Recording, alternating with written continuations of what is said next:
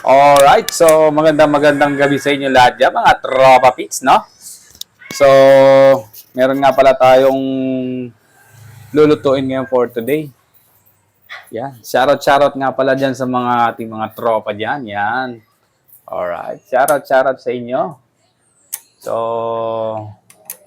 mga tiga Odyssey, yan. Shoutout dyan sa inyo. So, magluluto tayo ng mga dami naman mga. Luto lang tayo ng bangus. Yan. Tinatanggalan, pinakaliskisan na natin siya. So, kangkong. Yan. Luluto lang tayo ng sinigang na bangus. Yan, para maging ano naman, nakakasawa na kasi everyday na baboy, manok, kakaroon na tayo ng sakit nun. Diba? So, samahan niyo ako sa pagluluto. Let's go! Yan.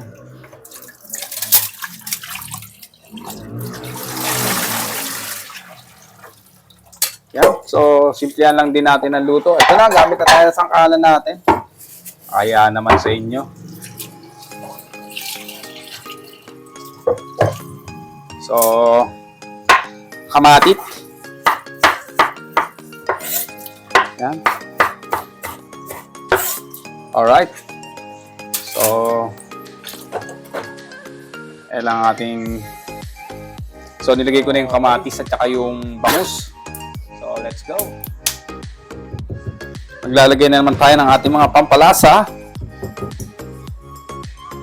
Alright. So, sandali, sungkitin ko lang.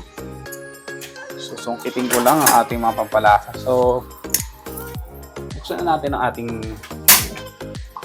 gas.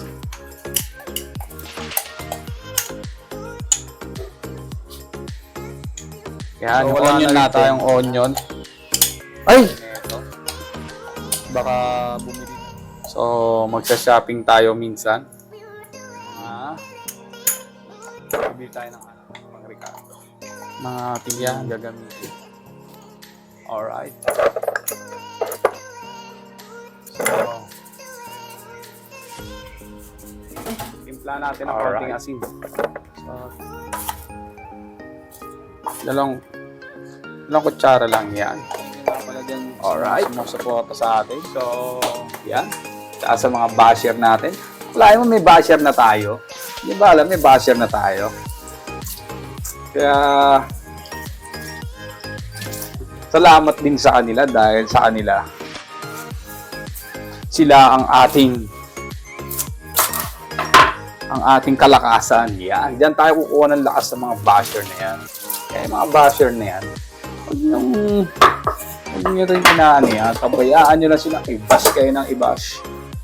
Basta importante, walang dadamping kamay sa pagmumukha natin. Okay na tayo dyan. Alright.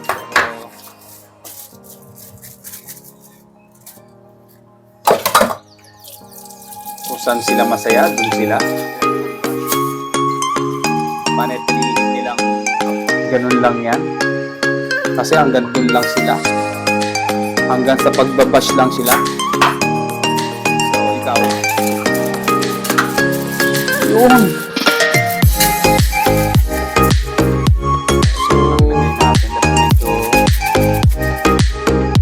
Medyo ano to eh. Matigas to eh. So, kanina nga pala, gumawa nga pala ako ng ice cream. Pero hindi ko na binigyo muna.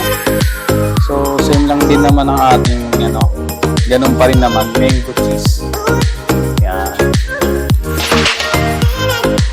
Siguro mag-video tayo yung ibang flavor yan. So, buka natin. Alright. Luto na siya. So, i-flex na natin.